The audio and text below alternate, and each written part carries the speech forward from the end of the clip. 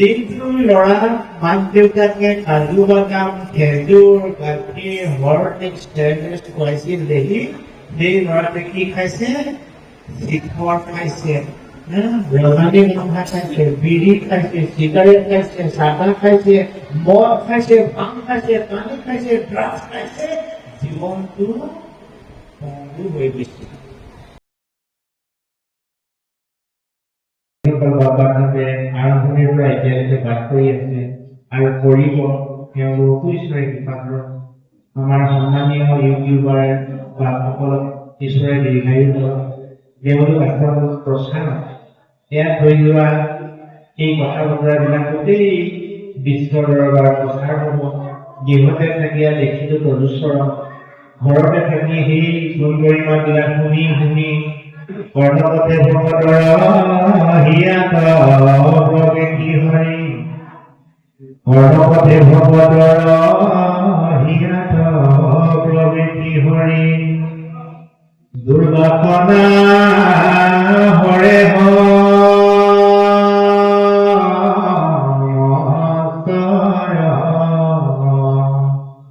যেহেন হৰত কালে স্বভাৱতে নিৰ্মল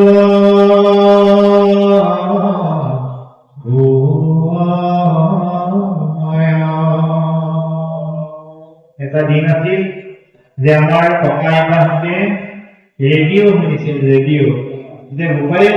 এই সময়ত বোলে দিহানাম দিয়ে এই সময়ত বোলে লোকগীত দিয়ে এই সময়ত বোলে ভক্তিমূলক অনুষ্ঠান এটা দিয়ে তই সেই সময় ৰেডিঅ'টো মোৰ ওচৰত থবি দেই এইবুলি আমাৰ জ্যেষ্ঠসকলে ল'ৰাবিলাকক হাত মানে কথা দি থয় আৰু ল'ৰাই যি সময়ত শুনো সেই সময়ত দেউতাকৰ তাত 5 বছৰ ৰেডিঅ'টো দিছিলেহি কিন্তু সময়বোৰ পৰিৱৰ্তন এতিয়া আপুনি মই মোবাইলটো লোৱাৰ লগে লগে আমাৰ যদি ঈশ্বৰৰ কথা শুনিবলৈ মন যায় আমি কাৰ কথা শুনিবলৈ মন যায় তাকেই আপুনি আহ্বান কৰিব পাৰে আমি মানে স্বৰ্গীয় মুখৰ নিচিনা হ'ব লাগবে আপুনি আগতে যাক আহ্বান কৰে তেওঁ আহিছিলে নাই দেৱতাসকলে তেতিয়া আপুনি যাক আহ্বান কৰে তেওঁ আহি যাব এনেকুৱা এটা শক্তি আজি আমাৰ হাতত আছে গতিকে এই শক্তিটোৰ মানে প্ৰচাৰ কৰোতা সকল হৈছে সন্মানীয় ইউটিউবাৰ গতিকে তেওঁলোকক ঈশ্বৰে কৃপা কৰি হৰি এতিয়া আমি ইমানকৰে গুৰু ভকতৰ হৈ সমাজৰ হৈ ভগৱানক প্ৰাৰ্থনা কৰিলো এতিয়া নিজৰ হৈ এবাৰ প্ৰাৰ্থনা কৰিলো কাৰণ আমাৰ এই পঞ্চভৌতিক দেহাটো আমি যিমান শিক্ষিত হলেও যিমান জ্ঞানী হলেও যিমান ধৈৰ্যশীল হলেও অধ্যাৱধূত মানুহ হলেও বয়সীয়াল হলেও আমি কিন্তু আমাৰ মনটোক বান্ধি ৰাখিব নোৱাৰো মনটোক বুজাব নোৱাৰো মন অত্যন্ত চঞ্চল মন অত্যন্ত পাতল মন অত্যন্ত অস্থিৰ গতিকে যিকোনো সময় আমি ঈশ্বৰৰ কথা শুনিম এই ঈশ্বৰৰ কথা শুনা ক্ষণটোত আমাৰ মনটো যাতে মায়াৰ পাত্ৰত বন্দী হৈ নাথাকে তাৰ বাবে সকলোৱে হাত জোৰি ঈশ্বৰক এবাৰ প্ৰাৰ্থনা কৰি দিয়ক হৰি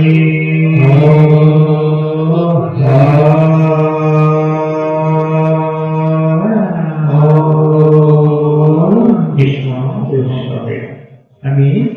স্থিৰ মনৰ গৰাকী হৈ ঈশ্বৰৰ গুণনামত মন মজাবলৈ আগবাঢ়িছে শ্ৰীমদ্ভাগৱত শাস্ত্ৰৰ 10ম স্কন্ধৰ আদি ভাগত মহাপুৰুষ শ্ৰীমন্ত শংকৰদেৱে পৰম ব্ৰহ্ম ভগৱন্তৰ শ্ৰীকৃষ্ণৰ লিখুলীলা কথা বৰ্ণনা কৰিছে আমাৰ এটা প্ৰবাদ আছে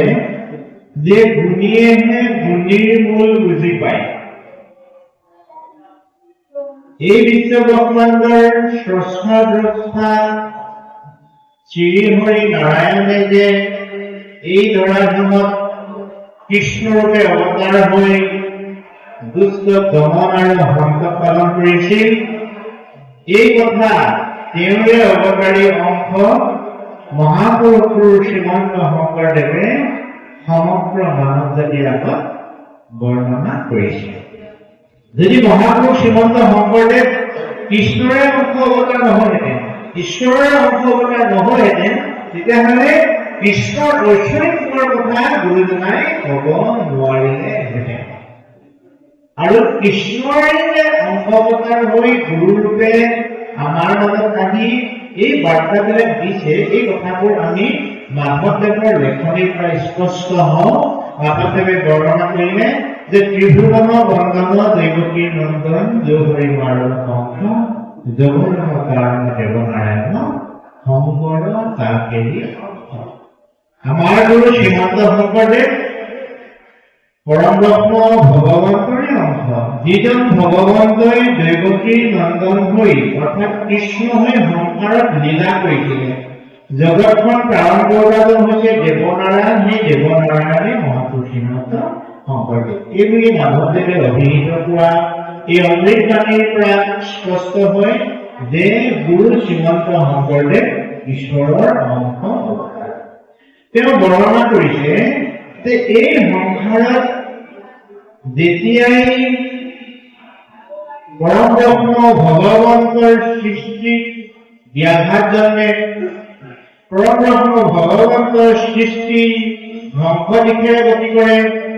তেতিয়াই পৰম ব্ৰহ্ম ভগৱন্তই নিজৰ সৃষ্টিক ৰক্ষণাবেক্ষণাৰ দিবৰ বাবে তেওঁ অৱতাৰ ধাৰণ কৰে। কৃষ্ণ অৱতাৰৰ মূল কাৰণ উপৰোক্ত বাদ্যই ব্যক্ত কৰিলে যদিও আমি সংক্ষেপত এষাৰ কথা ক'বই লাগিব যে বসুমতী অৰ্থাৎ বসুন্ধৰা অৰ্থাৎ বিশ্বৰ ব্ৰহ্মাণ্ডত যেতিয়া অশান্তিৰ দাবানল দপদপাই জ্বলিছিল, মানুহে গাত তুলি অবাতে প্ৰৱৰ্তি কৰিছিল, সেই সময়ত বসুমতীয়ে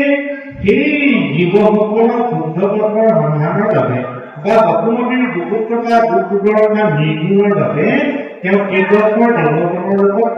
জগতৰ ঈশ্বৰক আৰাধনা কৰিছিল। আৰু ভগৱন্ত যিহেতু ভকত বংশ, ভকত বসুমতীকে মুখ্য কৰি দেৱগণে যেতিয়া পৰম ব্ৰহ্ম ভগৱন্তক আবাহন কৰিছিল, তেতিয়া ভগৱন্ত প্ৰসন্ন হৈ এই ধৰ্মখনত তেওঁ নিজ ঠাইলৈ বসুমতীৰ দুখ কৰণ কৰিম বুলি প্ৰতিশ্ৰুতিবদ্ধ হৈছিল। সেইকাৰণে বসুদেৱ গৃহত পৰম ব্ৰহ্ম ভগৱন্তই বসুদেৱ দৈৱকীৰ সন্তান হিচাপে এই সংসাৰলৈ আহিছিল। আমাৰ মাজত খুব সুন্দৰকৈ এটি জনপ্ৰবাদ গীত আছে যে গোসাঁই বজিলে কেৱে নাজানিলে কেৱল বসুদেৱৰ বিনে অংশৰ ভয়তে পলুৱাই থলে গৈ নন্দ যশোদাৰ ঘৰে। জগতৰ ঈশ্বৰটো বাৰু বলে লগা কথা আছে কিন্তু আছে আই, ইয়াৰ কাৰণটোৱে হ'ল প্ৰভু ভগৱন্তৰ সংসাৰত লীলা কৰিবলৈ আহিছে। লীলা কাৰ ঘৰত পলুৱাই থৈছিলেগৈ? কংসৰ ঘৰত। ক'ত থৈছিলেগৈ? গোকুলৰ নন্দ যশোদাৰ ঘৰত। এতিয়া সেই নন্দ যশোদাৰ ঘৰত থকা কৃষ্ণক বধ কৰিবৰ কাৰণে কংসই বিভিন্ন ধৰণৰ চাতুৰি, বিভিন্ন ধৰণৰ কৌশল অৱলম্বন কৰিছে। আৰু সেই অনুপাতে তেওঁ অসুৰ ভকতৰ হতুৱাই কৃষ্ণক তেওঁৰ ৰাজ্যলৈ লৈ আনিলে। লগতে তেওঁৰ ভাতৃ বলোৰামো আহিছিল। আৰু ইতিমধ্যে এই শিশুদ্বয় অৰ্থাৎ কৃষ্ণ আৰু বলোৰামক বধ কৰিবৰ কাৰণে কংসই যিসকল দৈত্যক দায়িত্ব দিছিল, আটাইসকল দৈত্যই ইতিমধ্যে নিধন হৈ গৈছে। আমি পাঠভিত্তিত আলোচনা কৰিবলৈ হ'লে বাদ পাঠ কৰা এই অংশৰ পৰা আমি আলোচনা কৰিছো যে নন্দ গোকুলত বসুদেৱ হুত দুই আশ্ৰয় ৰামকৃষ্ণ নামে মোৰ মৃত্যু হৈ ৰংগ মধ্যে ঐতিহাসিক পৰিৱেশ প্ৰিয়া দুইকো দুই মালে মাৰি বাহা বান্ধৱীয়া এই বুলি ৰংগহাল বেৰি চাঞ্চ হাজাহাৰী হাৰী তাতে চৰি চাউক যুদ্ধ যত নৰ নাৰী অংগত বোলে দাৰতে কচুম্পি ৰাম কৃষ্ণ আহন দে মাৰি বিহস্তি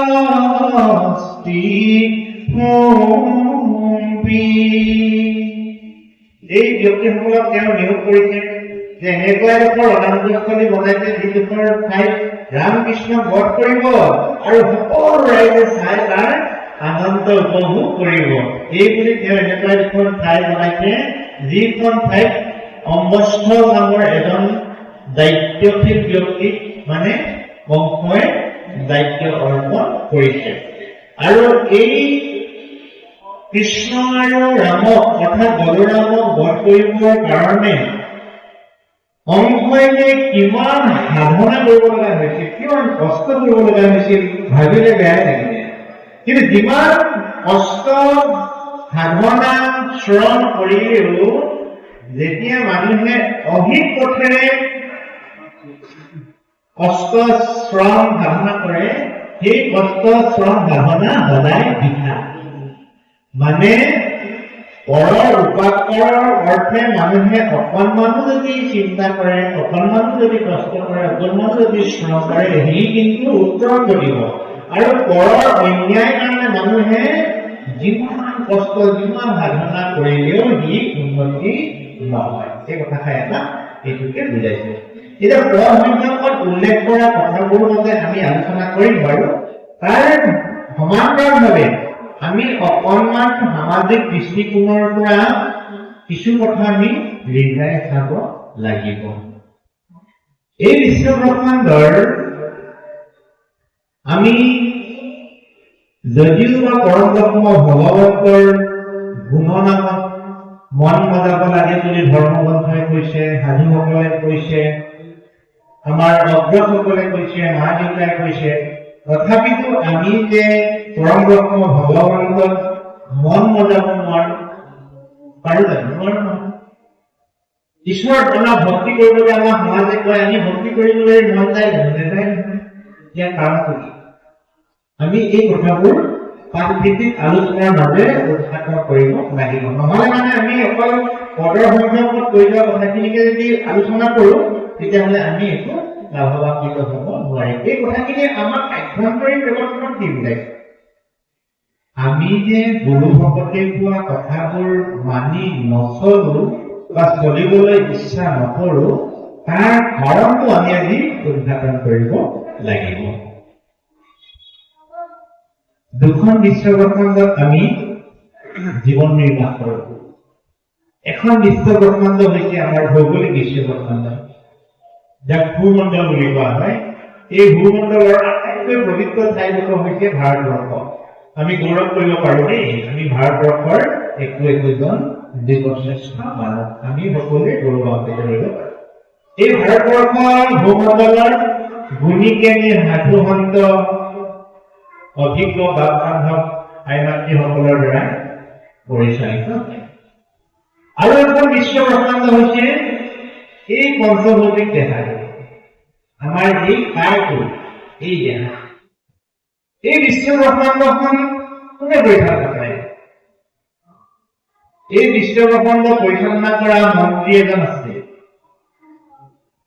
মন্ত্ৰীজনক কৈছে বেয়াকে ক'বও নোৱাৰি, কিন্তু ভালকেও ক'ব নোৱাৰে। তেওঁ ভাল কামো কৰে, বেয়া কামো কৰে। এই বিশ্বব্ৰহ্মাণ্ডৰ পৰিচালকজনৰ নাম হৈছে মন। মন মাউত নহয়, মোৰ বাৰু নামটো মা দেউতাই মৰমতে মন ৰাখিলে, উপাধি সূত্ৰে ময়ো একো নাই, এইটো ঘৰুৱা কথা। কিন্তু এইখন বিশ্বব্ৰহ্মাণ্ডৰ গৰাকী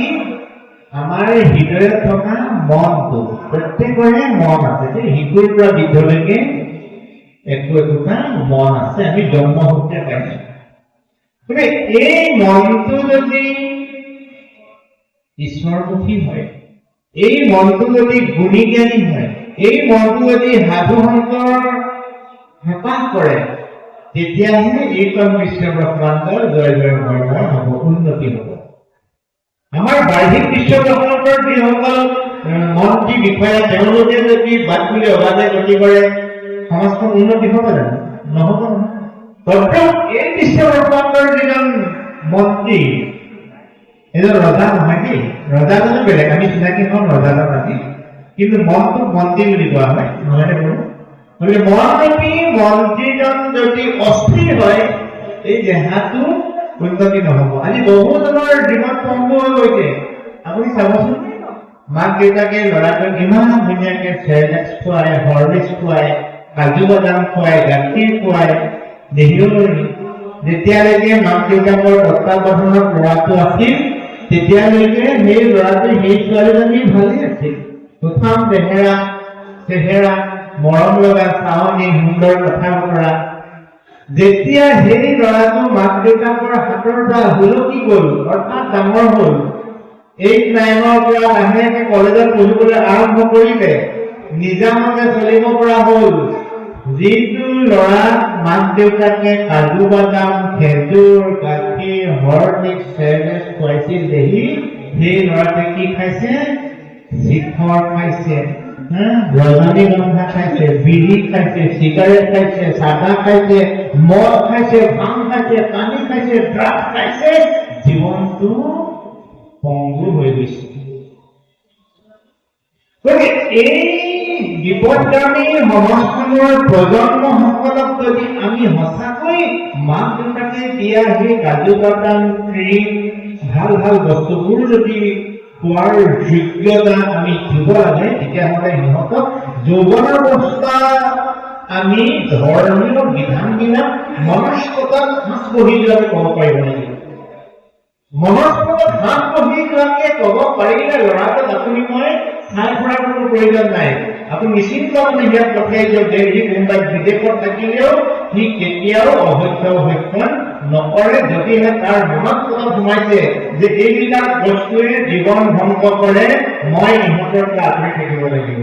যদি তাৰ মনস্কতাত সেই কথাটো আমি মোহাই দিব পৰা নাই, তেতিয়াহ'লে তাক আপুনি মই কিমান বুজালেও লাভ নাই। গতিকে মনৰ লগত সিহঁতক এই কথাবোৰ বুজাই দিবলৈ বাবেই আমাক এই ভাগৱতৰ আলোচনা প্ৰয়োজন আছে। গতিকে আজি যে এই অঞ্চলত ভাগৱত অনুষ্ঠান পাতিছে, এই অঞ্চলৰ ব্যক্তিসকল যথেষ্ট দূৰদৰ্শী, গুণী জ্ঞানী, যে নলবাৰী প্ৰজাতি ওলাব লাগিব। সাধুৰ সন্তান যদি দুষ্টমতী হয়, পিতৃ মাতৃ মনে একো সুখ নাথাকে, চাৰিওফালে ধুনীয়া ধুনীয়া দালাল বনিলে, ভাল ভাল অট্টালিকা হ'ল, চবৰে ঘৰত গাড়ী আছে, ফুলনি আছে, বেংকত টকা পইচা আছে, কিন্তু ল'ৰা ছোৱালীৰ স্বভাৱ চৰিত্ৰ যদি বেয়া ফালে গতি কৰে, সেই দেউতাকে সেই ৰাজঅট্টালিকাত শান্তিৰে হৈ থাকিব নোৱাৰে। একাউণ্টত থকা দেউতাকৰ কষ্টৰ ঘাম মাটিত পেলাই জমা কৰা পইচা কেইটা দুদিনতেই ল'ৰাকেইটাই শেষ কৰি পেলায়। সেইকাৰণে কোৱা হয়, বাপৰ ধনীও নুজুৰে, পাপৰ ধনীও নুজুৰে। গতিকে কি ধৰণে কৰিব? সৎ ধনে। সৎখন কেনেকে উপাৰ্জন কৰিব? ধৰ্মগ্ৰন্থই কৈছে, নাম ধন দিয়া মোক কিনা বন মাৰি দাস পায় নোলোৱা মন থাকো আমি। ও মোক কিনা কিনা প্ৰভু মোক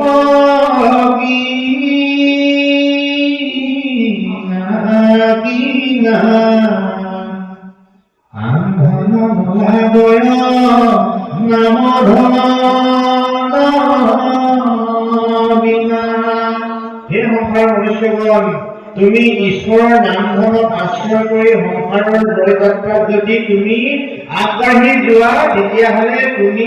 ভাল বেয়া দুটা বিচাৰ কৰিব পৰা যিটো ক্ষমতা যিটো শক্তি সেই শক্তিটো তুমি আয়ত্ত কৰিব পাৰিবা গতিকে ভাল বেয়া বিচাৰ কৰিব পৰা ক্ষমতাটো আয়ত্ত কৰিবৰ কাৰণে বিশ্বব্ৰহ্মাণ্ডৰ প্ৰত্যেকজন মানুহেই ধৰ্মগ্ৰন্থৰ আশ্ৰয় ল'বই লাগিব সাধু সংগৰ আশ্ৰয় ল'বই লাগিব তাৰ বাবে কোনো চিকিৎসা আজি পৰ্যন্ত বিজ্ঞানে উদ্ভাৱন কৰিব পৰা নাই কথাষাৰ মই অনুচৰলৈ জ্ঞাত আকৌ কৈছো যে সুন্দৰ জীৱনৰ বাবে আমাক যি দূৰদৰ্শী চিন্তা প্ৰয়োজন এই দূৰদৰ্শী চিন্তা উদয় হোৱা একমাত্ৰ স্থল সাধুৰ হক আৰু ঈশ্বৰৰ গুণনাম শ্ৰৱণ আৰু কীৰ্তন সাধুৰ হক আৰু ঈশ্বৰৰ গুণনাম শ্ৰৱণ কীৰ্তনৰ বাবে বিশ্বব্ৰহ্মাণ্ডত নিজক প্ৰতিষ্ঠা কৰিব পৰা শুদ্ধ পথৰ সন্ধান আজিলৈকে বিজ্ঞানেও উদ্ভাৱন কৰিব পৰা নাই আৰু মহাপুৰুষ শ্ৰীমন্ত শংকৰদেৱে আমাৰ সমগ্ৰ মানৱ জাতিৰ কাৰণে এই পথ অৱলম্বন কৰি দেখুৱাইছে যে কংসৰ দৰে এজন বীৰ ৰজাই মহাপৰাক্ৰমী ৰজায়ো যিমান খুব কৌশল কৰিলেও জগতৰ ঈশ্বৰ অৰ্থাৎ সত্য কেতিয়াও বধ বা বশ কৰিব পৰা নাই বধ কৰিব পৰা নাই বশ কৰিব পৰা নাই সত্য সদায় জ্যোতিষ্মান সূৰ্য পোহৰৰ দৰে সত্য সদায় জ্যোতিষ্মান গতিকে যিমান কুচক্ৰান্ত কৰিলেও মানুহে অসৎ প্ৰবৃত্তি কৃতকাৰ্যতা হ'ব নোৱাৰে দুষ্টৰ একাল সন্তৰ সৰকাল আমি দুষ্ট কৰি পেলাই বা অসৎ প্ৰবৃত্তি কৰি পেলাই দুদিন জয় হ'ব পাৰে সেইটো ডাঙৰ কথা নহয় কিন্তু সি তেনেই খন্তেকীয়া আজি কংসৰ জীৱনটো বৰ খন্তেকীয়া আৰু কংসকে আদি কৰি তেওঁৰ ৰাজসভাত থকা আমাৰ অসুৰ ভকতে বুজি পাইছিল যে যিমান যিকোনো ৰজা হলেও তেওঁৰ চিন্তাবিলাক কিন্তু প্ৰজাতকৈও নিচ তাৰমানে কি হ'ল ৰজা হলেও চিন্তাবোৰ প্ৰজাতকৈও নিচ এই কথাষাৰে কি বুজায় এই কথাষাৰে আমাক সামূহিক দৃষ্টিকোণত এটা কথা বুজায় যে বুঢ়া লেখা হলেও বয়সীয়াল হলেও মোৰ দেউতা হলেও মই দেউতাৰ লগত কিছুমান কথা বিনিময় কৰিব লাগিব বুঢ়া লেখা হলেও গুণী জ্ঞানী হলেও সমাজৰ অগ্ৰসকলে কোৱা প্ৰতিটো কথাই যে আমি মানিব লাগে তেনেকুৱা কথাও নহয় কিন্তু নেমানিবলৈও কথা নাই মানিব লাগিব কিন্তু মোৰ দেউতাই কৈ অহা যিকোনো কথা মই যুক্তিসংগতভাৱে চালি জাৰি চাব লাগিব মোৰ দেউতাই যদি কয় যে উপায় বিশ্বব্ৰহ্মাণ্ডত শান্তি আৰু সুখ আনন্দৰ বাবে মানুহে বলি বিধানৰ ওচৰত আশ্ৰয় ল'বই লাগিব কাৰণ শাক্তপন্থী দ্বাৰাই মানুহে সহজলভ্য জীৱন ভোগ কৰিব পাৰে এনেধৰণৰ বাৰ্তা যদি মোৰ দেউতাই দিয়ে মই সন্তান হিচাপে যদি মই দেউতাৰ সেই কথাবোৰ পালন কৰোঁ তেতিয়াহ'লে মই মাধৱদেৱৰ লেখনিত মই এবাৰো চকু ফুৰোৱা নাই সেই কথা স্পষ্টভাৱে ওলাই কৰিব মাধৱদেৱ এজন মহা শাক্তপন্থী আছিল বলি বিধান পূজা পাৰ্বণৰ পৰা মাধৱদেৱে ইমানেই বিশ্বাসী আছিল অটল বিশ্বাসী আছিল তেওঁক মানে কোনেও তাৰ পৰা আঁতৰাই আনিব পৰা নাছিল এনে এজন বৰেণ্য শাক্তপন্থী গুৰুৱে যেতিয়া বৈষ্ণৱ পণ্ডিত মহাপুৰুষ শ্ৰীমন্ত শংকৰদেৱৰ ওচৰত আলাপ কৰাৰ যিটো সান্নিধ্য পালে তেতিয়া তেওঁ তুলনামূলকভাৱে ৰিজাই চালে যে শাক্তপন্থী আৰু বৈষ্ণৱপন্থীৰ মাজত আকাশ পাতালৰ এটা পাৰ্থক্য আছে কিন্তু দুয়োটা পন্থতে এটা মিল আছে কি মিল আছে সেই মিলটো আপোনালোকে জানি লোৱাটো অত্যন্ত প্ৰয়োজন যি সময়ত শাক্তপন্থীত হৈ মাধৱদেৱে ককায়েক দামোদৰৰ ওপৰত আছিল সেই সময়ত ককায়েক দামোদৰৰ ঘৰখনত ইমানেই উপাৰ্জন আছিল ধন টকা পইচা অথচ ঘৰখন খাবলৈ নোজোৰে অথচ ঘৰখনত দুয়োৰ মাজত মানে হাই কাজিয়া বুজাবুজিৰ অভাৱ মাধৱে তাত আছিল যদিও শান্তি থাকিব পৰা নাছিল গোটেই পৰিৱেশটো মাধৱে অধ্যয়ন কৰি গম পালে যে এই কাৰণটোৰ কাৰণে এই খণ্ডত অশান্তি হৈছে অভাৱ হৈছে গতিকে এই কাৰণটো নিৰ্মল কৰা দায়িত্ব মোৰ ওপৰত বুলি ভাবি মাধৱে ককাই দামোদৰক ক'লে যে দাদা তোমালোকৰ ঘৰখনৰ অভাৱ অনাটন দূৰৰ বাবে মই এটা নতুন পৰিকল্পনা হাতত ল'ম মোৰ মতে কিন্তু তুমি চলিব লাগিব আৰু ককাই দামোদৰে ক'লে হ'ব মাধৱ তুমি যদি কৈছা তোমাৰ মতে ঘৰখন পৰিচালনা হ'ব কিন্তু যাতে মোৰ এই সমস্যাবিলাকৰ পৰা মই যাতে উদ্ধাৰ পাওঁ আৰু সেই অনুপাতেই মাধৱে সেইখন ঘৰৰ দায়িত্ব বহন কৰি এনেধৰণৰ কৌশলেৰে ঘৰখন উত্তৰণ ঘটালে আমি আমাৰ চকু দিয়াটো কৰ্তব্য পূৰ্বতে সেইখন ঘৰত যিগৰাকী আই মাতৃয়ে ৰন্ধন প্ৰকৰণ কৰিছিল আৰু এতিয়া মাধৱৰ নিৰ্দেশমৰ্মে যেনেকৈ ৰন্ধন প্ৰকৰণ কৰিছিল তাৰ পাৰ্থক্যটো এইটোৱে যে কোনো এগৰাকী মাতৃয়ে অন্ন ৰন্ধনৰ সময়ত সমস্যান নকৰাকৈ যদি অন্ন ৰন্ধন কৰে আৰু সেই অন্ন যিসকলে খায় সেইসকলৰ মনটো সদায় কোমল হৈ থাকিব সদায় সৰু হৈ থাকিব সদায় সৰু আৰু যি মনুষ্যই অন্ন খাবৰ সময়ত অন্নব্ৰহ্মই হাড় অন্নব্ৰহ্মই কৰি আছে জগতক উদ্ধাৰ যি মনুষ্যই এগৰাকী মাতৃয়ে ভাতৃকতাৰে ৰন্ধন কৰি দিয়া অন্নক স্নান নকৰাকৈ ভক্ষণ কৰে সেই মনুষ্যৰ চিন্তা শক্তি উত্তৰণত বাধা সৃষ্টি হয় তাৰমানে অন্ন ৰন্ধন কৰোঁতেও ভাতৃকতাৰে ৰন্ধন কৰিব লাগিব স্নান পান কৰি গুৰু সেৱা কৰি ৰান্ধিব লাগিব আৰু খাওঁতাজনেও স্নান পান কৰি ঈশ্বৰক অৰ্পণ কৰি খাব লাগিব সেয়া আমাৰ প্ৰথম খোজ আৰু তেতিয়াই দেখিব যে ঘৰখনত ক্ৰমাগতভাৱে যেনেকে ঝাৰুটো লৈ পেলাই ৰুমটো সাৰি দিলে যিমানবিলাক মকৰা জাল ধূলি মাকতি আঁতৰি যায় তদ্ৰূপ অশান্তি দুশ্চিন্তা বেমাৰ আজাৰ এই খেলি মেলি ভাৱনাবিলাক ক্ৰমান্বয়ে আঁতৰি যাব গতিকে এই পৰ্যায়টো শাক্তপন্থী ভকতসকলৰ মাজতো আছে বৈষ্ণৱপন্থী ভকতসকলৰ মাজতো আছে গতিকে আমাৰ মাজত যদি আমাৰ কাৰোবাৰ ঘৰত অহৰ্নিশে যাৰ ঘৰে নুগুচে কন্দল নহয়নে বুজাবুজিৰ অভাৱ হাই কাজিয়া অন্ধবিশ্বাস কুসংস্কাৰ সন্দেহ এইবিলাক যদি কোনোবা পতি পত্নীৰ মাজত আছে মাক বোৱাৰীয়েক দেউতাক পুতেক কাৰোবাৰ মাজত যদি এনেকুৱা অন্ধবিশ্বাসৰ চাপটো ঘৰখনত আছে খেলি মেলি আছে কালিলৈৰ পৰা আমি অনুশীলন কৰোঁ আহক যাতে